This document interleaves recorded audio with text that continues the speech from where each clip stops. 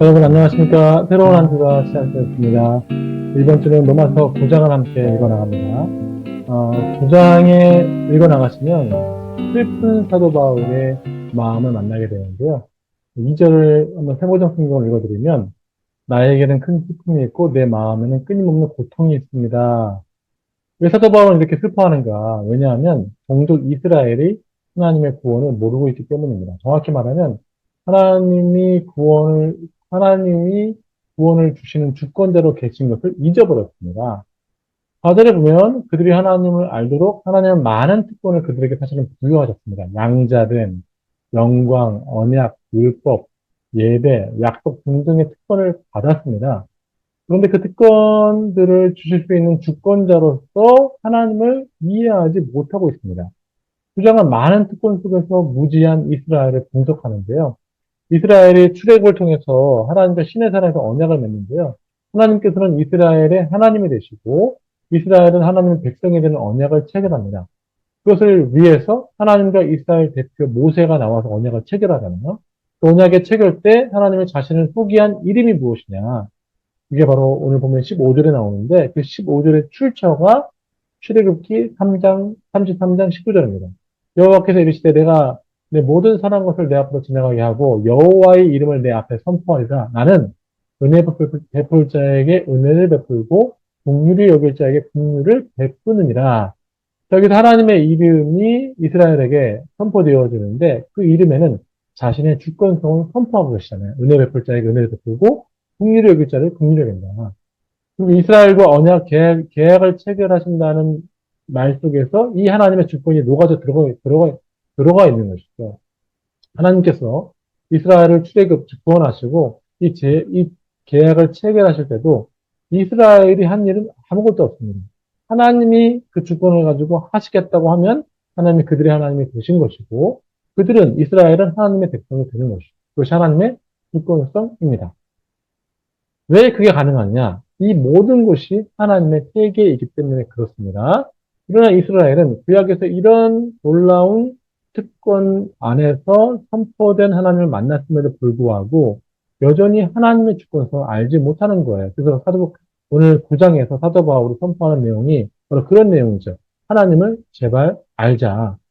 그러면서 이 바울이 구약의 예를 들면서 구원에 있어서 이스라엘이 잊어버리고 있는 하나님의 주권성을 보여주는데 두 가지 예를 이제 보여주게 됩니다. 첫 번째가 이제 7절에 이삭의 그 이삭을 선택하신 하나님. 두 번째 13절에 야곱과 에서 중에서 이제 야곱을 선택하신 내용이죠. 첫 번째 이삭의 내용을 잠깐 보면 아브라함에게는 두 아들이 있었잖아요. 어, 아브라함 집에서 이 두 아들이 가족과 함께 살 때에 다툼이 일어납니다. 아브라함 입장에서는 선택해야만 하는 내용이 펼쳐지게 되죠. 두 아들이 사이에 있는 가족들이 다투기 때문에 아브라함이 갈등하죠. 왜냐하면 이스마엘은 사실은 첫째 아들이거든요. 처음 자식을 경험했을 때 감정이 첫 자식에게 다 있기 때문에 갈등하게 되는 것입니다. 그 창세기 말씀에 보면 21장 11절에 그 아들로 말미암아 매우 근심하게 되었다라고 되어 있습니다. 그때 하나님께서 하신 말씀이 창세기 21장 12절에 나와 있죠. 내 아이나 내 여종으로 말미암아 근심하지 말라. 사라가 내게 이런 말을 들으라. 이삭에게서 나는 자라야 내 씨라 부를 것이다. 이걸 누가 결정하셨다고요? 하나님이 결정을 하신 것입니다. 나는 이삭을 선택했다. 나는 이삭을 약속의 자녀로 주었고 이삭을 통해서 내 약속을 성취해 나갈 것이다. 하나님이 아브라함의 근심을 덜어주고 이 문제는 내 자신의 주권성 안에서 해결하라고 말씀하신 것입니다.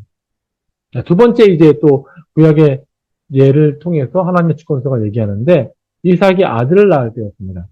이삭이 리브가를 통해 아들을 낳았는데 공교롭게도 리브가가 쌍둥이를 임신했습니다. 출생 전이기에 그 어떤 우여곡절도 없고 사연도 없습니다. 그런데 이미 뱃속에서 이 두 아들 중에서 약속의 씨로 선택되어진 사람이 있었다는 것이 바로 야곱입니다.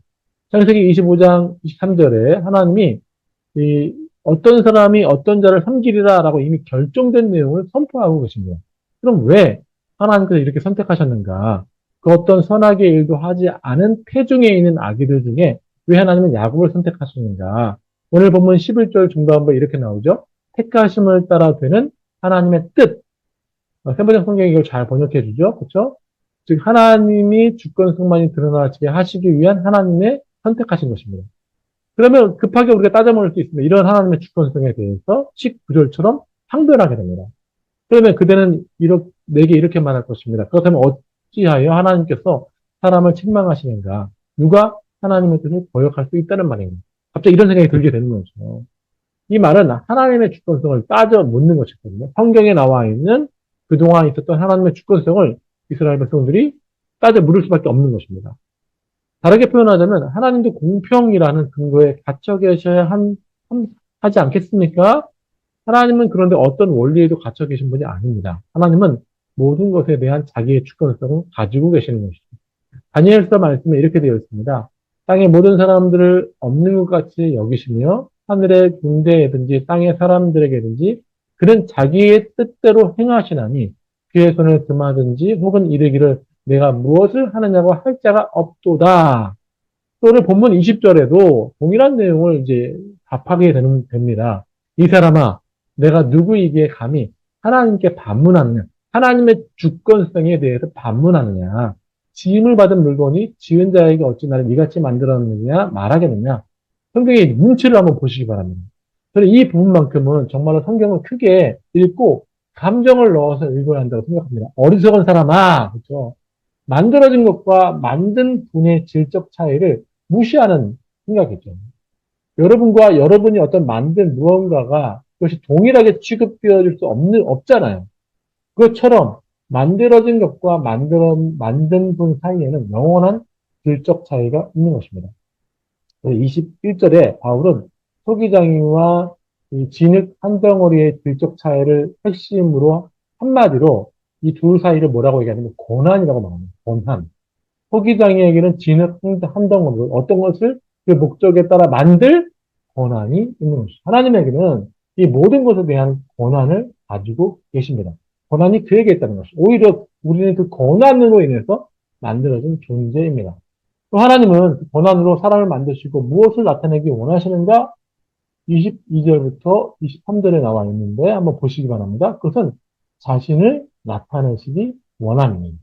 하나님의 주권을 가지시고 하나님의 형상으로 우리를 창조하시고 난 다음에 하나님의 주권이 우리 안에 충분히 나타나시기에 부족함이 없도록 하신 것이죠. 22절에 보면 하나님의 그 권한으로 자신의 공의의 진노를 보여주기 원하시고 23절에 보면 하나님의 그 권한으로 자신의 사랑의 국률로 인한 그 영광의 풍성함을 알기 원하시는 것입니다. 그러니까 그 권한을 가진 하나님의 목적은 우리를 피조물로 창조하시고 한 피조물에 대해서는 그 권한으로 공의를 통한 진노를 나타내시고 또 놀랍게도 또 어떤 피조물에 대해서는 그 권한으로 사랑을 통한 긍휼의 풍성함을 나타내셔서 하나님의 자기의 본성인 공의와 사랑을 나타내심으로 하나님 자신을 드러내심으로 영광 받으신다는 것입니다. 왜 그러느냐?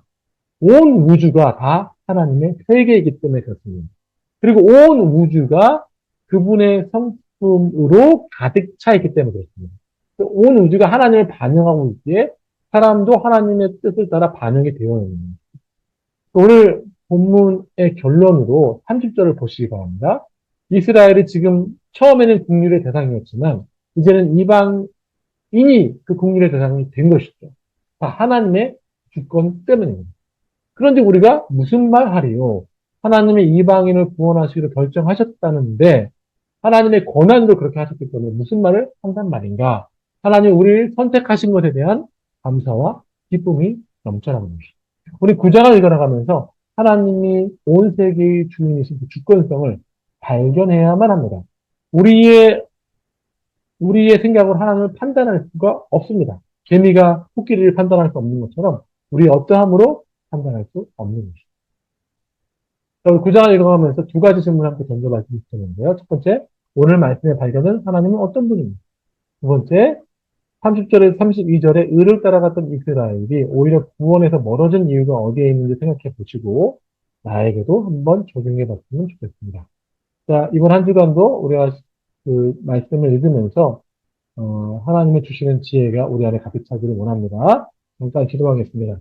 주님 감사합니다. 로마서 9장을 읽어나가면서 주권을 가지고 계시고 그 주권으로 우리를 구원하시고 심판하시는 하나님의 그 위대함과 영광의 모습을 감히 쳐다보길 원하오니 성령께서 조명하심을 통해서 하나님의 주권으로 인하여 구원받은 내가 하나님을 어떻게 바라봐야 하는지 깨닫게 되어지게 하여 주시옵소서. 감사드리며 예수님의 이름으로 기도드리옵나이다. 아멘.